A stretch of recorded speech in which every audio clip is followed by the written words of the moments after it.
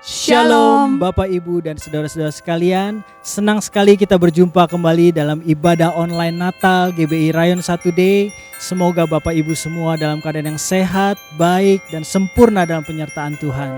Ya, kita bersyukur dalam keadaan apapun kita saat ini, Tuhan Yesus telah lahir ke dunia untuk memberikan damai sejahtera, sukacita dan pengharapan bagi kita semua. Amin.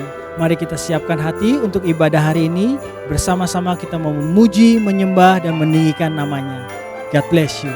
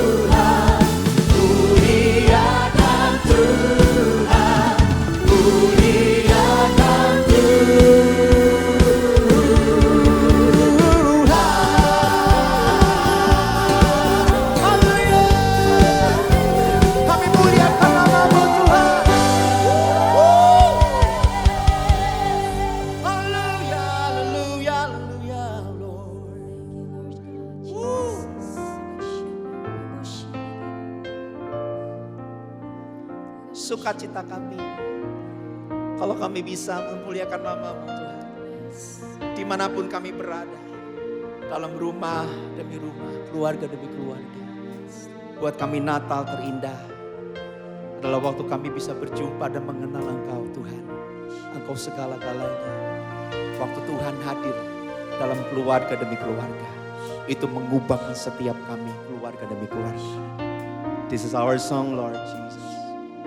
Thank you, Lord Jesus.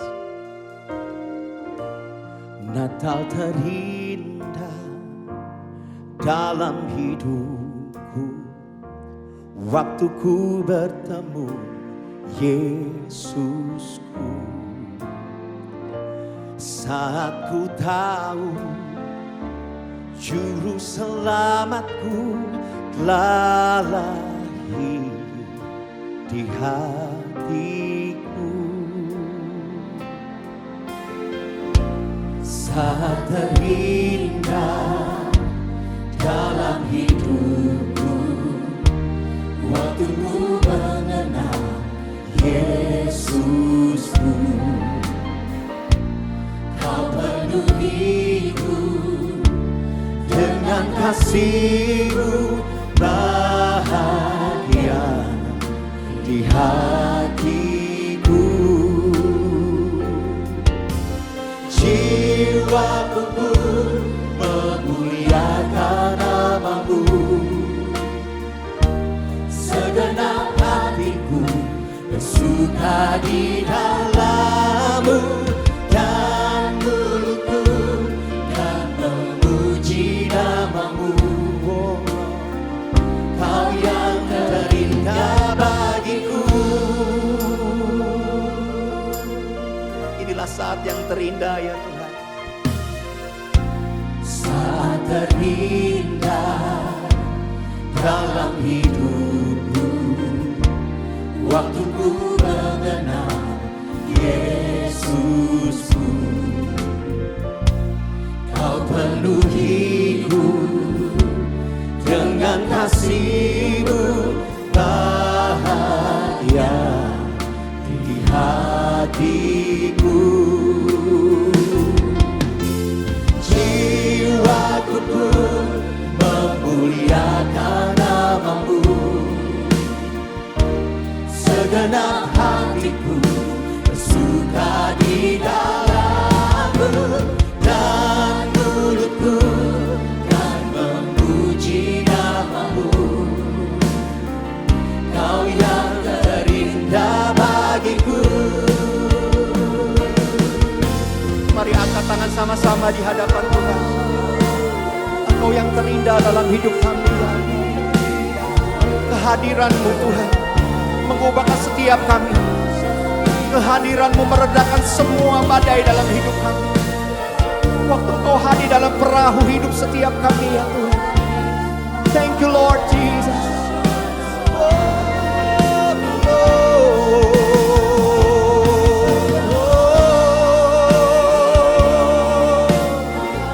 Kami sembah Kau Tuhan, segenap hati, segenap jiwa, kami menyembah-Mu.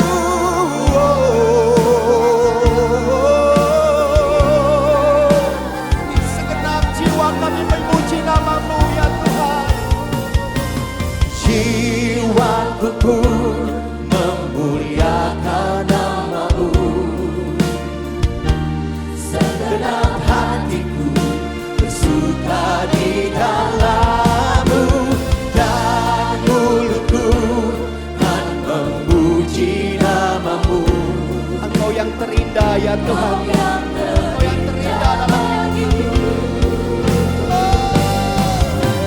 Jiwaku pun memuliakan nama-Mu, segenap hatiku bersuka di dalam-Mu, dan mulutku kan memuji nama-Mu. Kau yang terindah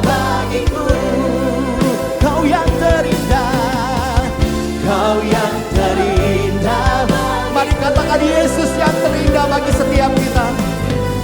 Yesus terindah bagiku.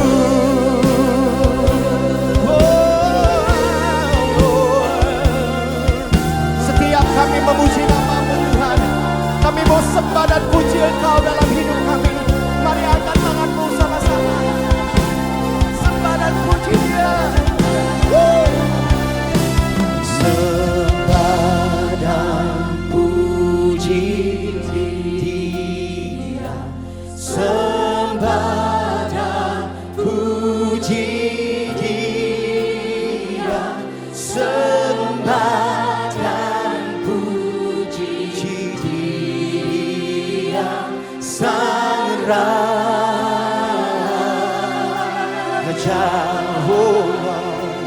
Sembah dan puji Dia, sembah dan puji Dia, sembah dan puji Dia, Sang Raja. Kuriala batakara labaya shende kiri ala bakara labara labara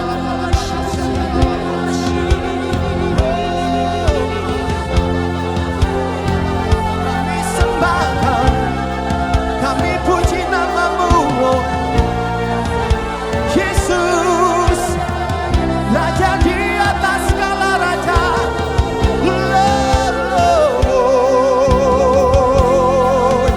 Sharala bakara labata shede kere.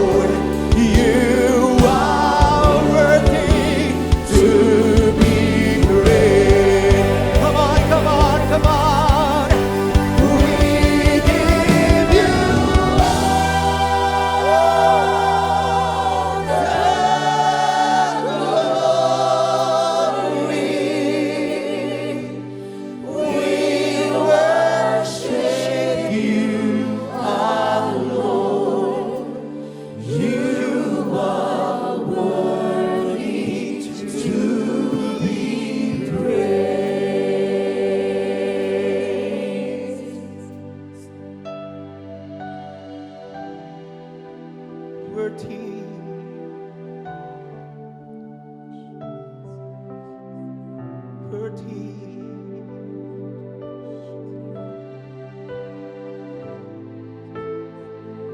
You are worthy.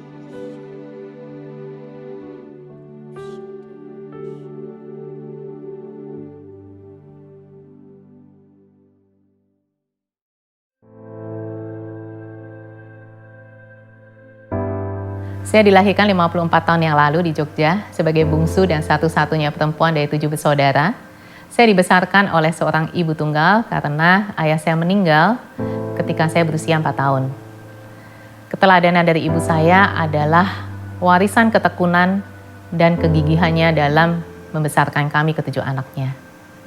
Saya mulai pindah ke Jakarta untuk bekerja, menikah, dan mempunyai 3 orang anak. Saya mulai terlibat dengan pelayanan di gereja, dan kemudian semuanya baik-baik saja, sampai di akhir tahun 2012, ada perasaan tidak enak di payudara sebelah kanan. Ketika dicek, semuanya baik-baik saja, tetapi di awal tahun 2013, kembali saya melakukan periksa USG dan ditemukan massa yang mencurigakan. Akhirnya kami ke dokter, dan kemudian diputuskan untuk melakukan operasi di minggu berikutnya. Operasi berjalan dengan lancar. Yang menjadi pergumulan adalah tindakan setelah operasi. Pada saat itu, kami memutuskan untuk tidak mengambil kemoterapi maupun radiasi, walaupun dokter mengatakan tanpa kemo waktu saya adalah 2 tahun. Tetapi saya mengambil alternatif terapi yang lain. Saya tetap melakukan cek rutin, waktu berlalu, tetapi di tahun 2017 ternyata muncul kembali, ada 2 benjolan, dan kemudian dilakukan proses krioterapi pada waktu itu di China. Berjalan kembali dengan baik, semua berlangsung dengan baik, tetapi di tahun 2019 muncul kembali, masih di daerah tempat yang sama dengan yang pertama kali ditemukan, dan karena sudah beberapa kali kemudian diputuskan untuk dilakukan masektomi, dengan harapan bahwa itu semua sudah selesai. Tapi ternyata 3 bulan setelah dilakukan masektomi muncul kembali dan kemudian dioperasi kembali. Dan karena jaraknya terlalu dekat, dokter tidak menyarankan untuk dilakukan operasi kembali ketika 1 bulan setelah operasi yang kedua di tahun 2009 muncul kembali ada 5 benjolan di situ. Jadi saya sejak Oktober 2019 saya mulai melakukan terapi dengan merubah pola makan dan lain sebagainya. Tetapi ternyata belum terselesaikan, dan bulan Juli sampai dengan September 2020 saya melakukan proses radiasi sebanyak 30 kali. Sepanjang 7 tahun ini 4 kali saya masuk kamar operasi dan 1 kali paket radiasi. Dalam pergumulan saya melawan kanker selama 7 tahun ini, perasaan takut terbesar itu adalah ketika di awal tahun 2013 itu ditemukan bahwa itu adalah kanker dengan jenis yang ganas. Lebih kepada perasaan khawatir mengenai masa depan anak-anak. Ketika itu rentang usia anak saya adalah 9 sampai 14 tahun, sehingga saya tidak mau untuk berbicara pada mereka, menyampaikan ketakutan, sehingga saya buat surat. Saya tulis bahwa mereka harus saling jaga, saling tolong, dan jangan pernah khawatir dan kecewa karena Tuhan akan pelihara mereka. Dalam berjalannya waktu juga saya mulai belajar bahwa ketika itu saya tidak tahu mengenai kanker, saya mulai banyak baca mengenai kanker, saya mulai telepon kiri kanan, bertanya-tanya kanker itu apa, karena pengetahuan saya minim. Tetapi itu tidak membawa kebaikan, itu malah membuat semakin takut, sehingga sampai pada satu waktu suami saya katakan stop, karena Tuhan tidak memberikan roh ketakutan. Sejak saat itu saya membatasi diri saya untuk menerima input-input yang negatif.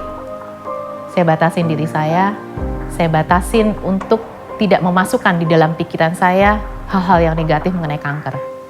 Tetapi yang saya lihat lebih banyak adalah bagaimana Tuhan itu sanggup, bahwa Tuhan itu adalah Allah yang besar dan kanker itu sebetulnya kecil buat Tuhan. Fokusnya dirubah lebih kepada memandang pada Tuhan. Ketika saya takut dan kadang-kadang merasa sendiri, Tuhan itu menghibur dan menunjukkan bahwa Dia tidak pernah meninggalkan kita sendiri. Sebulan setelah saya dioperasi, saya baru mengetahui bahwa ada satu kongregasi suster-suster yang berdoa semalam suntuk ketika saya dalam proses operasi. Bahkan ketika saya di Cina, Tuhan mengirimkan 5 orang misionaris dari berbagai negara untuk berdoa buat saya. Saya tidak pernah bertanya kenapa saya harus melalui semua ini. Karena sebelum saya mengalami kanker, Tuhan sudah menunjukkan begitu banyak kebaikannya buat saya. Banyak kebaikan Tuhan yang saya terima. Contohnya, ketika anak saya usia 7 bulan, dokter menganjurkan untuk dioperasi karena tali di bawah lidahnya itu tidak terlepas. Akibat kalau tidak dioperasi, dia akan sulit berbicara, sulit menelan, tumbuh kembangnya akan tidak baik. Tetapi 1 bulan kemudian, ketika tiap hari kami perkatakan bahwa lidahmu sempurna, engkau akan menelan dengan baik. 1 bulan kemudian lidah itu terlepas sehingga tidak perlu dioperasi. Dan 12 tahun kemudian, anak yang awalnya diperkirakan mengalami kesulitan berbicara, dia justru mewakili sekolahnya dan menjadi juara untuk lomba pidato. Anak saya yang ketiga, ketika usia kandungan 8 bulan, dokter mengatakan bahwa dia harus dilahirkan secara sesar dengan segera, karena ada kemungkinan 20% dia akan cacat kalau dilahirkan secara alami dan hidup seperti timun hidup. Tetapi ketika di dalam pergumulan itu, Tuhan mengirimkan kekuatan lewat hamba-Nya, dan dia katakan bahwa ini anakku, aku yang bela.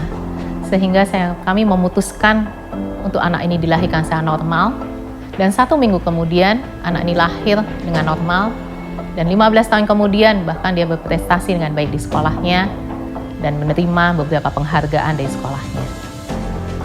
Saya menerima begitu banyak kebaikan-kebaikan yang Tuhan berikan sepanjang umur hidup saya. Sehingga setiap kali saya mengalami masalah, saya mengerti bahwa semua masalah itu hanya sementara. Tuhan kita jauh lebih besar, dan Tuhan tidak pernah meninggalkan saya.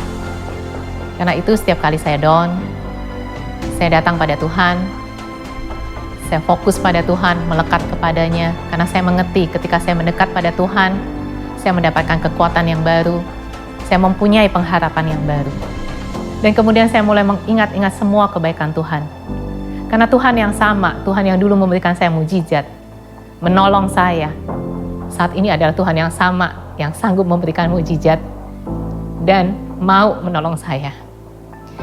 Dan juga saya percaya bahwa saya berada di dalam komunitas anak-anak yang takut akan Tuhan, yang mendukung, mensupport pada saat saya memerlukannya. Apa yang saya alami mengajarkan kepada saya dan mengubah cara pandang saya mengenai kehidupan. Bagi saya, kematian adalah suatu kepastian. Setiap orang pasti mengalaminya. Hanya waktu dan caranya yang menjadi misteri Tuhan. Dan hari demi hari yang Tuhan berikan pada saya saat ini merupakan suatu anugerah dan kesempatan buat saya untuk memberikan makna di dalam kehidupan, baik untuk diri saya, keluarga saya, maupun orang-orang di sekitar saya.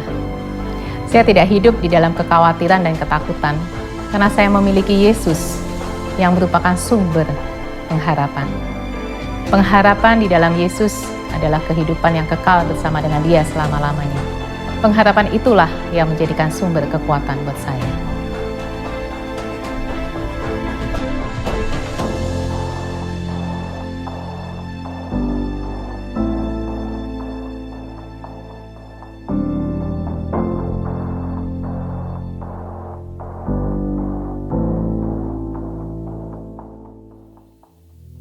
Shalom semuanya.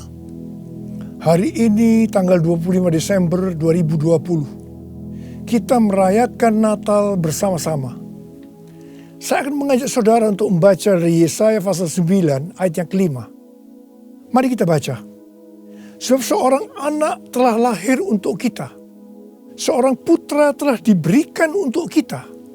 Lambang pemerintahan ada di atas bahunya. Dan namanya disebutkan orang Penasihat Ajaib, Allah yang perkasa, Bapa yang kekal, Raja Damai. Ayat ini menubuatkan kelahiran Yesus Sang Mesias.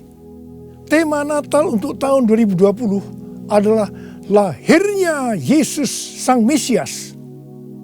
Kisah Para Rasul 4 ayat 12 berkata, bahwa keselamatan tidak ada di dalam siapapun juga selain di dalam Dia. Sebab di bawah kolong langit ini tidak adalah nama lain yang diberikan kepada manusia yang olehnya kita dapat diselamatkan.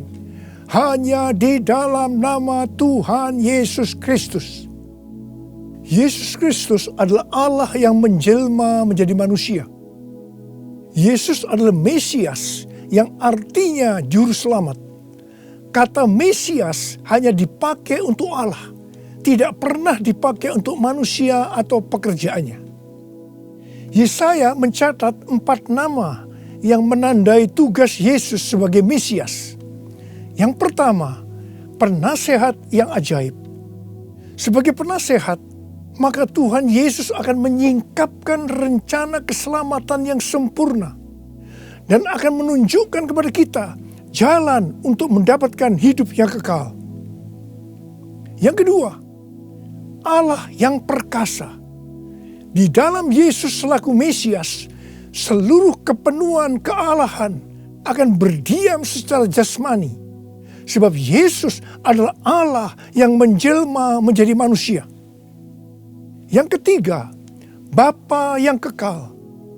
Yesus datang bukan hanya untuk memperkenalkan Bapa surgawi, tetapi ia juga akan bertindak sebagai Bapa kepada umatnya secara kekal. Ia penuh belas kasihan. Ia mengasihi, melindungi, dan menyediakan kebutuhan anak-anaknya. Yang keempat, Raja Damai. Yesus disebut Raja Damai karena hanya Tuhan Yesus yang bisa mendamaikan manusia dengan Allah. Mengapa manusia harus didamaikan dengan Allah? Sebab Alkitab katakan, semua orang telah berbuat dosa dan telah kehilangan kemuliaan Allah. Dosa membuat kita menjadi setru Allah. Upah dosa adalah maut, mati kekal selama-lamanya, tempatnya di neraka. Bagaimana Tuhan Yesus mendamaikan manusia dengan Allah? Alkitab berkata dalam 2 Korintus 5 ayat 21, Dia yang tidak mengenal dosa telah dibuatnya menjadi dosa oleh karena kita, supaya dalam Dia kita dibenarkan oleh Allah. Tuhan Yesus yang tidak mengenal dosa dijadikan dosa oleh karena kita. Artinya Tuhan Yesus harus mati menggantikan kita. Kita yang sebenarnya harus mati, tetapi Tuhan Yesus menggantikan kita. Supaya setiap orang yang percaya kepada Tuhan Yesus dibenarkan oleh Allah. Artinya didamaikan dengan Allah. Tuhan Yesus sebagai Raja Damai juga akan memberikan kepada kita damai sejahtera yang berlimpah-limpah. Ini yang sangat kita perlukan pada masa pandemi COVID-19 ini. Yesaya 48 ayat 18 berkata, sekiranya engkau memperhatikan perintah-perintahku, maka damai sejahteramu akan seperti sungai yang tidak pernah kering. Dan kebahagiaanmu akan terus berlimpah seperti gelombang-gelombang laut yang tidak pernah berhenti. Jadi, kunci untuk mendapatkan damai sejahtera yang berlimpah-limpah yang Tuhan Yesus sediakan adalah memperhatikan perintah Tuhan. Hidup menurut kehendak Tuhan. Karena itu, baca Alkitab setiap hari. Renungkan, lakukan, dan saksikan.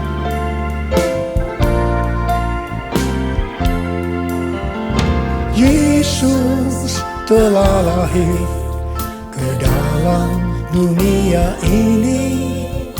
Lambang pemerintahan berada di bahunya. Namanya penasehat ajaib, Allah yang perkasa, Bapa yang kekal, Raja Damai. Semua manusia pujilah dan sembah Dia, glory bagi Dia.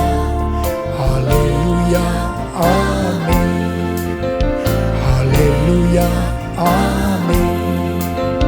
Haleluya.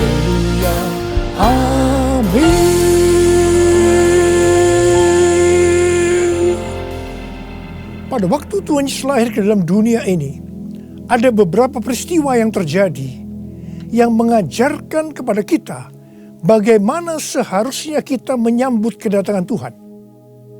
Peristiwa pertama dalam Lukas 2 ayat 8 sampai dengan 12, yaitu yang dilakukan oleh para gembala.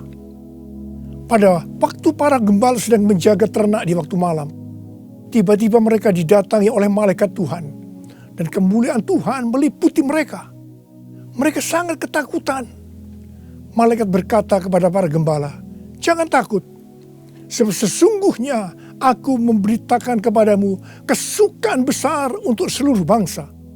Hari ini telah lahir bagimu juru selamat, yaitu Kristus Tuhan di kota Daud. Dan inilah tandanya bagimu. Kamu akan menjumpai seorang bayi dibungkus dengan lampin dan terbaring di dalam palungan." Mereka tidak mengerti apa yang dikatakan oleh malaikat tadi. Tetapi mereka taat. Pergi ke Bethlehem di kota Daud untuk menjumpai Sang Mesias. Di sini kata kuncinya adalah ketaatan. Peristiwa kedua di dalam Lukas 2 ayat 13 dan 14, yaitu adanya nyanyian para malaikat dan banyak bala tentara surgawi yang memuji Allah. Kemuliaan bagi Allah di tempat yang maha tinggi, dan damai sejahtera di bumi di antara manusia yang berkenan kepadanya. Di sini kata kuncinya adalah doa, pujian, penyembahan bersama-sama dalam unity siang dan malam. Peristiwa yang ketiga ada di dalam Matius 2 ayat 11 bagian A, yaitu waktu orang Majus sujud menyembah Sang Mesias. Di sini kata kuncinya adalah sujud menyembah Sang Mesias. Peristiwa yang keempat terdapat dalam Matius 2 ayat 11b. Orang Majus membuka tempat harta bendanya dan mempersembahkan emas, kemenyan, dan mur. Di sini kata kuncinya adalah mempersembahkan emas, kemenyan, dan mur.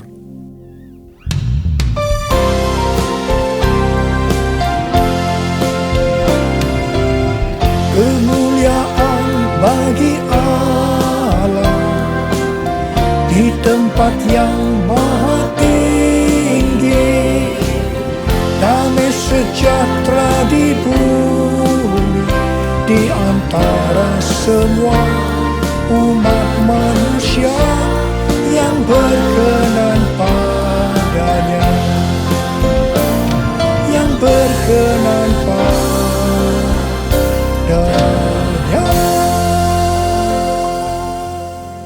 Karena Natal berbicara tentang kedatangan Tuhan Yesus yang pertama ke dalam dunia ini, maka hari-hari ini kita sedang menunggu kedatangan Tuhan Yesus yang kedua kalinya.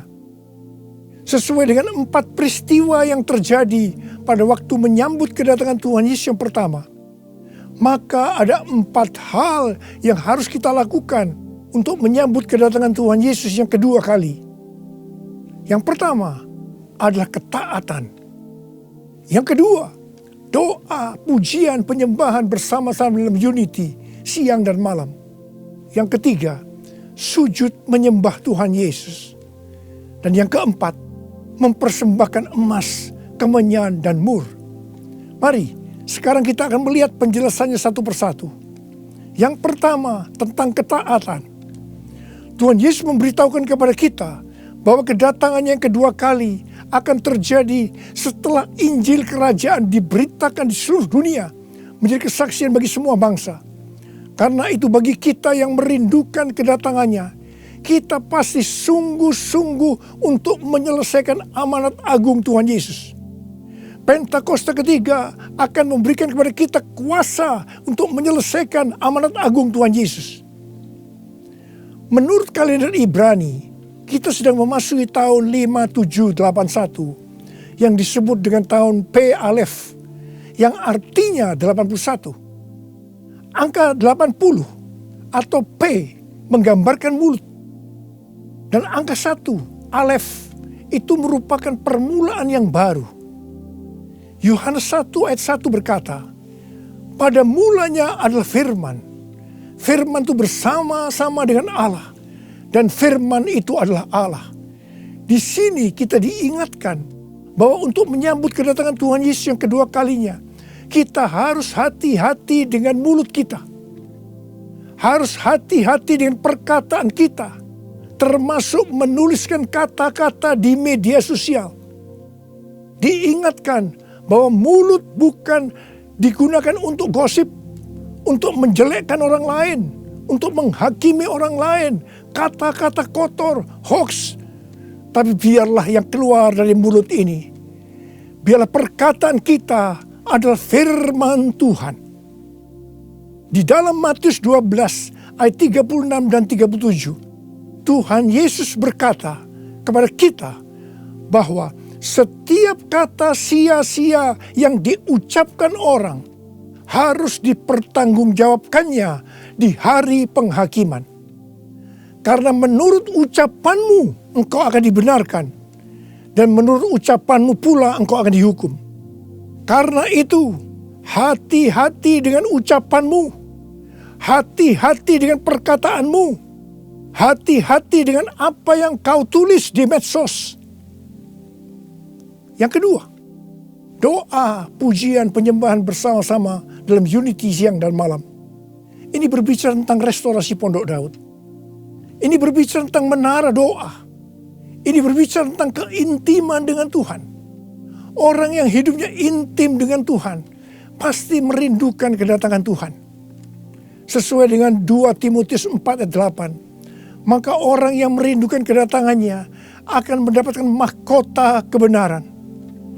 Ada berapa banyak yang merindukan mahkota kebenaran? Angkat tangan saudara. Yang ketiga, sujud menyembah Tuhan Yesus. Sujud menyembah Tuhan Yesus artinya dengan segenap hidup kita melakukan segala kehendak Tuhan. Jadi segala sesuatu yang kita lakukan, kalau itu menyenangkan hatinya Tuhan, itu artinya kita sujud menyembah Tuhan. Kisah Para Rasul 13:22 berkata bahwa tentang Daud Allah telah menyatakan, aku telah mendapatkan Daud bin Isai, seorang yang berkenan di hatiku dan yang melakukan segala kehendakku. Daud adalah seorang yang berkenan di hati Tuhan karena Daud melakukan segala kehendak Tuhan pada zamannya. Itu artinya Daud sujud menyembah Tuhan. Saya selalu merindukan Tuhan berkata kepada saya, aku telah menemukan Niko bin Noto Raharjo, orang yang berkenan di hatiku dan melakukan kehendakku. Apakah saudara merindukan hal yang sama seperti apa yang saya rindukan? Yesus, kau ku sembah, Yesus, kau ku sembah. Saat yang indah ini kau ku sembah, pujian ku naikkan dan kasih ku berikan. Yesus, Tuhan mulia, Engkau aku sembah. Yesus, Tuhan mulia, Engkau aku sembah. Yesus, Tuhan mulia, Engkau aku sembah. Uriala basyana la bala bala, Uriala bala bala bala, Uri di dana la bala, Uriala bala bala bala bala bala. Oh, di dalam la la la la bala bala bala bala. Oh, di bersihkan la bala bala. Oh, la la la bala bala bala bala. Oh, di la la bala bala bala. Oh, di bala bala bala bala. Yang keempat, mempersembahkan emas, kemenyan dan mur. Sesuai dengan apa yang dituliskan dalam Alkitab, maka kita akan berbicara dalam arti secara rohani.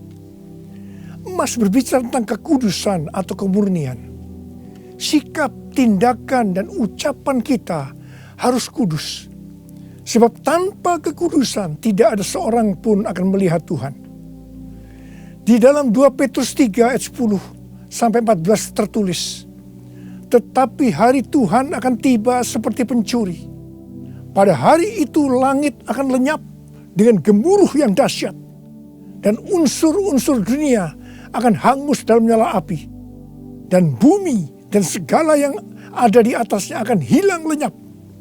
Jadi, jika segala sesuatu ini akan hancur secara demikian, betapa suci dan salehnya kamu harus hidup, yaitu kamu yang menantikan dan mempercepat kedatangan hari Allah. Pada hari itu langit akan binasa dalam api, dan unsur-unsur dunia akan hancur karena nyalanya. Tetapi sesuai dengan janjinya, kita menantikan langit yang baru dan bumi yang baru, di mana terdapat kebenaran. Sebab itu saudara-saudaraku yang kekasih, sambil menantikan semuanya ini, kamu harus berusaha supaya kamu kedapatan tak bercacat dan tak bernoda di hadapannya dalam perdamaian dengan Dia. Emas biasanya dikaitkan dengan kekayaan, kesuksesan, dan kekuasaan.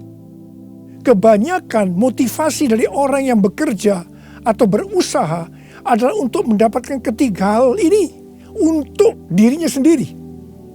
Tetapi kita diminta untuk mempersembahkan semuanya itu kepada Tuhan. Sehingga kita tidak akan cinta uang, kita tidak akan sombong, dan tetap mengasihi sesama manusia seperti mengasihi diri sendiri. Emas juga berbicara tentang sesuatu yang mahal harganya. Saya tidak tahu apa yang mahal harganya bagi saudara. Mungkin itu uang, mungkin waktu yang kita punya, mungkin itu harga diri. Tuhan mau semuanya dipersembahkan kepada Dia. Abraham diminta untuk mempersembahkan Ishak, anaknya yang tunggal, yang sangat berharga dan dikasihinya, yang didapatkan pada masa tuanya. Abraham lulus ujian ketika ia dengan rela mempersembahkan Ishak, hartanya yang paling mahal.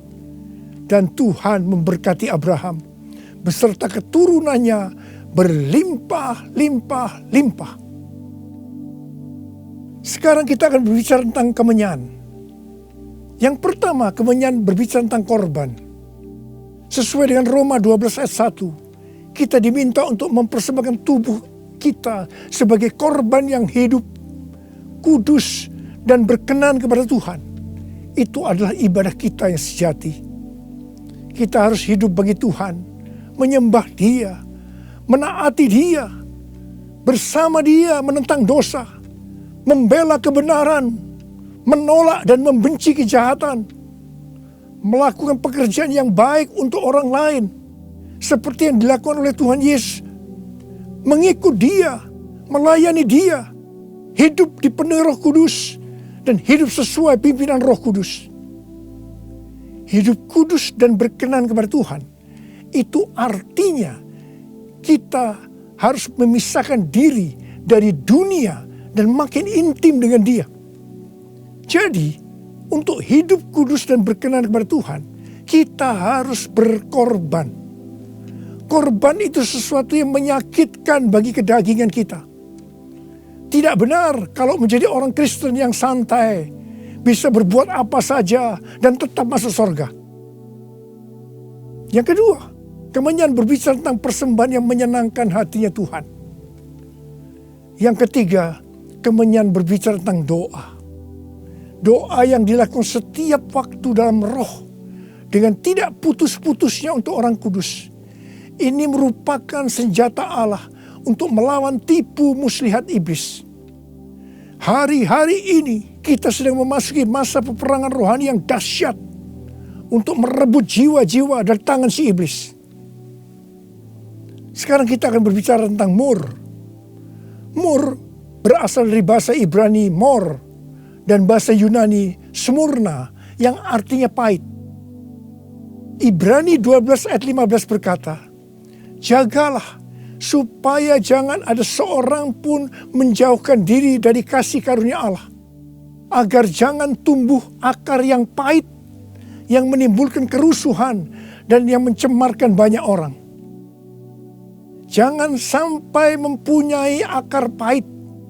Ingat Amsal 4 ayat 23 yang berkata, jagalah hatimu dengan segala kewaspadaan, karena dari situlah terpancar kehidupan. Ingat, kita mau hidup kekal selama-lamanya atau mati kekal selama-lamanya tergantung pada hati kita. Kalau hati kita kotor oleh akar pahit, maka akan mati kekal selama-lamanya. Kalau mulai muncul akar pahit, cepat datang ke hadapan Tuhan Yesus. Serahkan itu, bertobat, minta ampun. Karena selama ini menjauhkan diri dari kasih karunia Allah, maka engkau akan selamat. Mur juga berbicara tentang pengurapan. Salah satu bahan untuk membuat minyak urapan adalah mur.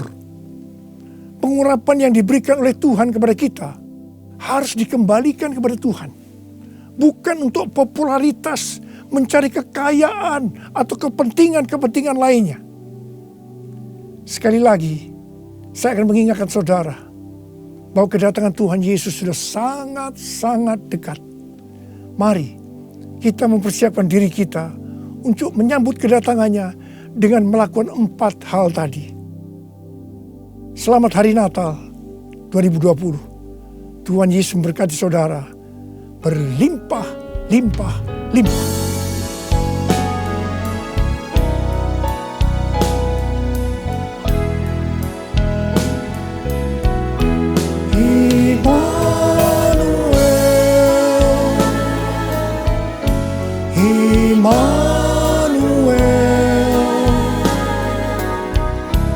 Namanya disebut Immanuel, Allah serta dalam kita. Namanya disebut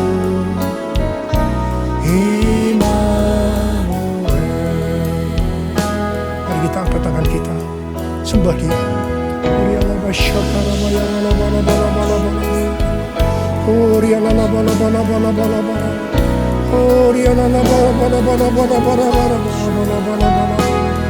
Oh Jesus, oh Tuhan Yesus, Tuhan Yesus, Tuhan Yesus, Tuhan Yesus, Tuhan Yesus, terima kasih ya Tuhan. Oh Rabbasharalabalabala, Engkau menyertai kami sampai dengan akhir tahun ini Tuhan. Engkau menyertai kami ya Tuhan. Kalau kami ada sebagaimana kami ada saat ini, semua karena kemurahan Tuhan. Karena Engkau menyertai kami. Oh Tuhan, terima kasih, terima kasih. Hamba berdoa Tuhan.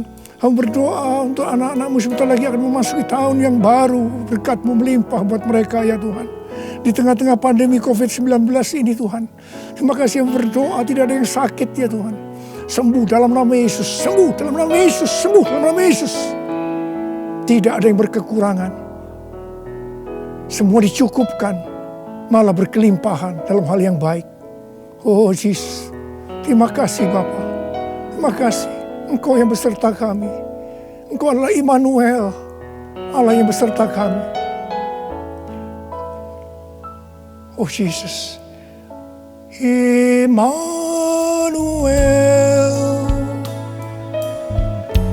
Immanuel, namanya disebut Immanuel, Allah serta dalam kita.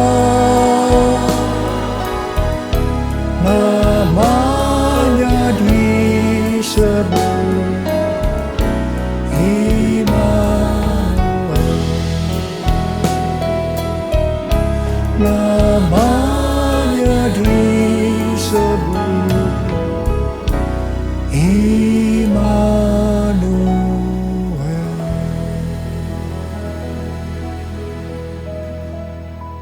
Terimalah berkat Tuhan. Kasih karunia berlimpah-limpah daripada Allah Bapa di dalam Anak yang tunggal Yesus Kristus. Persekutuan yang manis dengan Roh Kudus menyertai saudara sekalian mulai hari ini sampai Tuhan Yesus datang menjemput kita di awan-awan dan bahkan sampai selama-lamanya. Yang percaya bersama-sama katakan amin.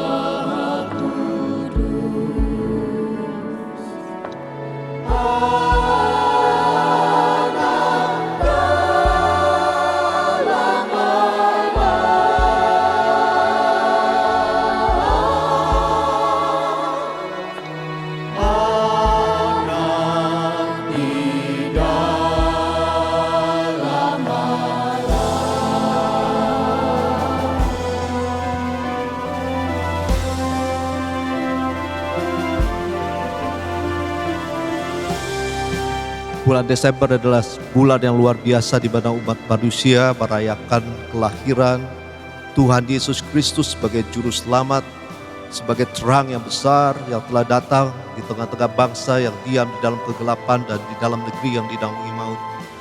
Mari Bapak sekalian, saya mau ajak Bapak sekalian untuk kita semua semakin sungguh-sungguh mengikuti Tuhan, beribadah sungguh-sungguh dengan Tuhan, setia mengikuti Tuhan sampai akhir hidup kita, karena sesuatu yang luar biasa, kehidupan yang kekal Tuhan sediakan bagi setiap kita yang sungguh-sungguh mengasihi Tuhan.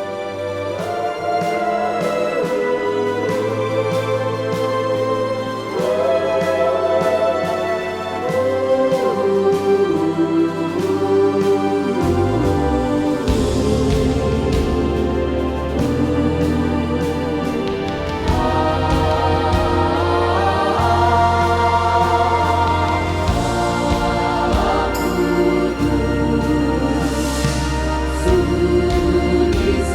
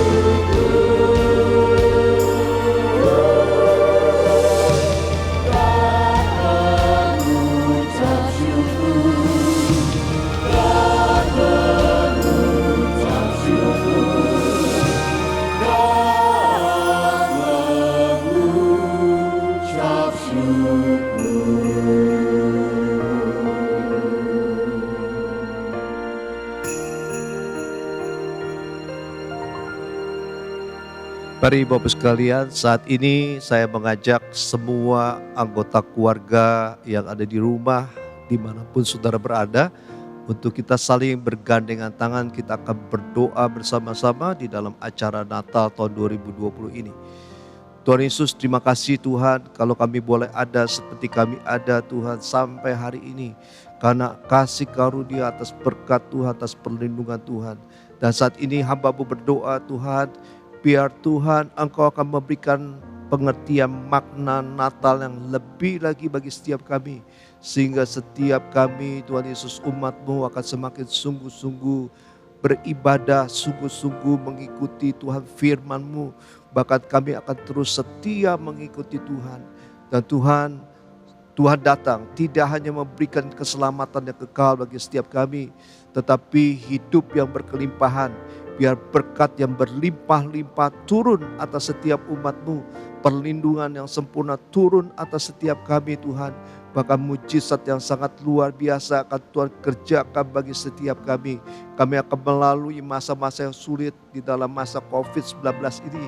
Dengan kemenangan demi kemenangan yang berasal daripada Tuhan. Terima kasih Tuhan. Dalam nama Yesus kami berdoa. Mari Bapak sekalian, saya atas nama seluruh pelayan Tuhan mengucapkan selamat Natal tahun 2020. Tuhan Yesus memberkati saudara berlimpah-limpah. Shalom.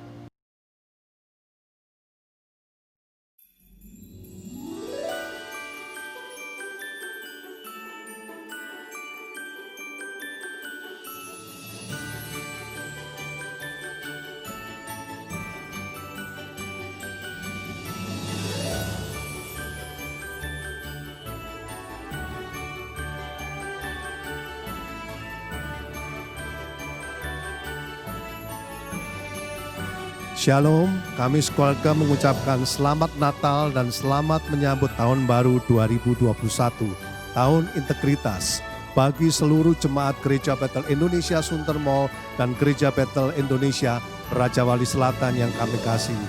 Tahun 2021 adalah tahun di mana setiap kita semakin bertumbuh dalam pengenalan akan Tuhan. Kiranya berkat dari Allah Abraham, Ishak dan Yakub melimpah dalam segala aspek kehidupan kita. Tuhan Yesus memberkati. Kami mengucapkan selamat Natal dan tahun baru 2021, tahun integritas, the year of integrity, kepada seluruh jemaat Gereja Betel Indonesia Sunter Mall dan Gereja Betel Indonesia Raja Wali Selatan. Kiranya damai, sejahtera, sukacita Natal menyertai kita semua. Menyongsong tahun yang penuh dengan harapan, tahun integritas. Kiranya Tuhan menyertai kita semua.